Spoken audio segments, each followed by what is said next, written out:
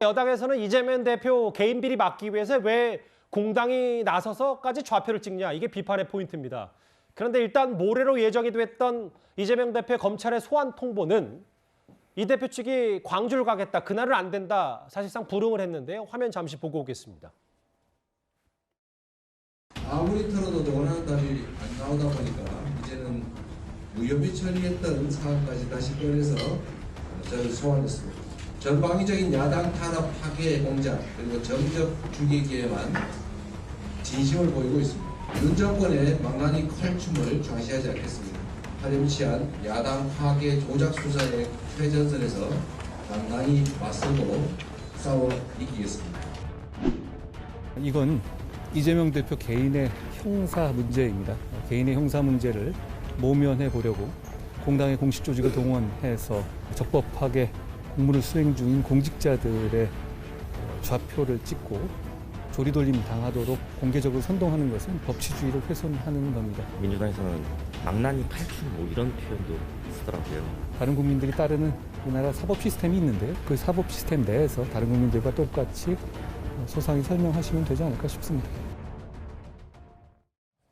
한동훈 장관 저렇게 얘기했고요. 조금 전에 이재명 대표가 직접 밝혔어요. 내일 모레, 그러니까 수요일 28일 출석은 어렵다. 이후 날짜와 방식을 협의하겠다. 그러니까 날짜도 28일 아니고 방식도 직접 검찰로 나가는 게 아니라 서면 조사까지 본인도 고려한다, 이런 건데 변호인 통해서 협의를 하겠다, 이렇게 얘기했어요. 좀 어떻게 받아들이십니까? 일단 이재명 대표가 저렇게 나오리라는 건 충분히 예상할 수 있었던 사안인데요.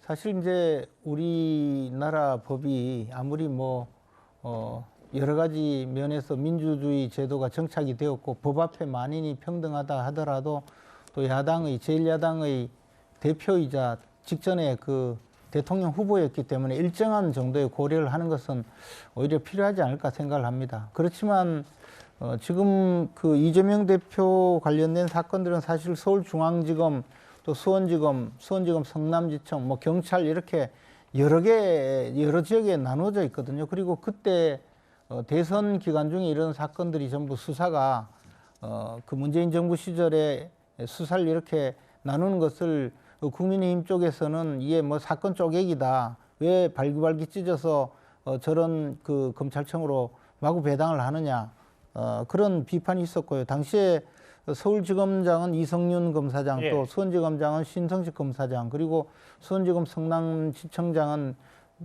그 박은정 검사 이런 분들이었는데, 이분들이 이제 이른바 친문 검사를 넘어서서 친정권적인 검사로서 굉장히 악명을 떨치던 분들이거든요. 그래서 이제 국민의힘에서는 그런 비판을 했던 것이고, 그게 친문 검사라고 이야기를 하든 또는 친정권 검사라고 이야기하든 그분들이 사실 사건을 뭉개고 있었다라는 평가는 굉장히 또 검찰 내에서도 많이 나왔던 이야기입니다. 그래서 지금 와서 이제 수사가 온당하게 진행이 되고 있다고 보여지기도 하고, 그러니까 이제 소환을 하는 것인데, 이재명 대표는 이것을 또 왜 생일날 소환을 했느냐, 또 전화를 받지 않았는데 왜 팩스로 소환을 하느냐, 이런 이야기까지 하면서 여러 가지 이야기를 하는데요.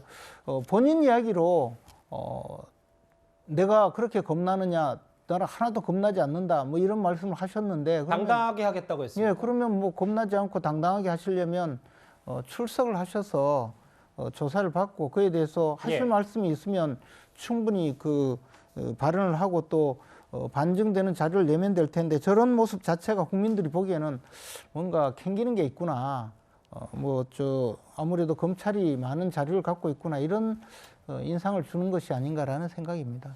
일단 제가 짧게 한 말씀만 드리겠습니다. 우리나라는요, 전직 대통령도 구속시킨 나라입니다. 자, 그러면 야당 대표는 조사를 받을 수 없고, 야당 대표는 생일날 출두해도 안 되고, 야당 대표는 팩스로 해도 안 되고, 그런 법을 만드세요. 국회의원들이시잖아요. 법 만들어서 야당 대표에 대한 특별법 만들면 되는 거잖아요. 자, 이래놓고 국민들한테 법 지키라고 이야기할 수 있습니까, 정치인들이? 국민들은 그러면요, 국민들 다 그냥 전화통화 받고 가서 출두해 조사 받습니다. 근데 야당 대표는 특별 대우해야 된다는, 도대체 그런 생각은 어느 시대 생각인가요? 저는 이 생각부터 바꾸고, 그렇다면 야당 대표랑 똑같이 국민과 똑같은 대우를 받아야 된다. 정 그러시면, 억울하면 특별법 만드시면 됩니다.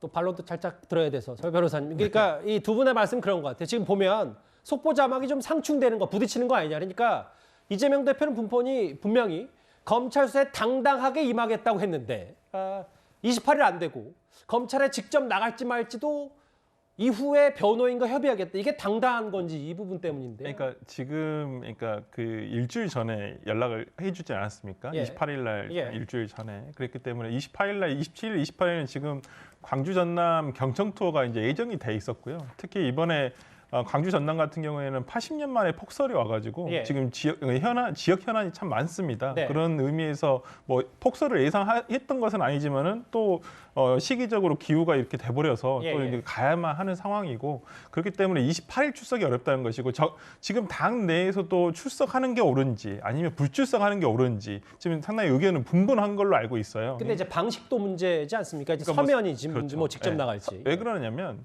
이 사건이 처음이 아니지 않습니까? 과거에 그 경찰에서도 다 조사된 내용들이 있을 거란 말입니다. 알겠습니다. 그렇다고 예. 한다면 서면 방식도 뭐 특히나 뭐 출석을 하나 서면을 하나 그렇게 큰 내용 차이는 없을 거라고 생각합니다.